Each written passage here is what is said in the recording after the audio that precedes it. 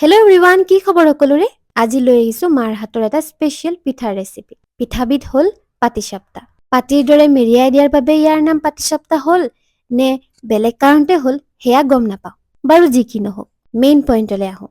প্ৰথমে আটা আৰু ময়দা অলপ দি লগত চেনি বা গুড় দি পানী দি মিক্স কৰি দিব। আৰু পাৰিলে অলপ গাখীৰো এড কৰিব পাৰে, তেতিয়া মিক্সচাৰটো আৰু অলপ টেষ্টি হ'ব। গোটেইটো ভালদৰে মিক্স কৰাৰ পিছত টাৱাখন অলপ গৰম হোৱাৰ পিছত তেলটো ঘপকে ঢালি নিদিব। এনেদৰে বেঙেনাৰ ঠাৰিডাল দিও দিব পাৰে, নহবা কিচেন ছেটৰ লগত অহা ব্ৰাছডাল দিও লগাই দিব পাৰে। তাৰ পিছত বনাই থোৱা মিক্সচাৰটো দি দিব। ভালদৰে গোল কৰি লোৱাৰ পিছত ভাজি থোৱা নাৰিকল অলপ অলপকে দি যাব। আপোনালোকে নাৰিকলৰ মিক্সচাৰটো বনাই ল'ব আগতে। মিক্সচাৰটো দিয়াৰ পিছত পাটিৰ নিচিনাকে ফ'ল্ড কৰি যাব, চাব যাতে ভাঙি নাযায়। অলপ ৰঙচুৱা হোৱাৰ পিছত উঠাই ল'ব।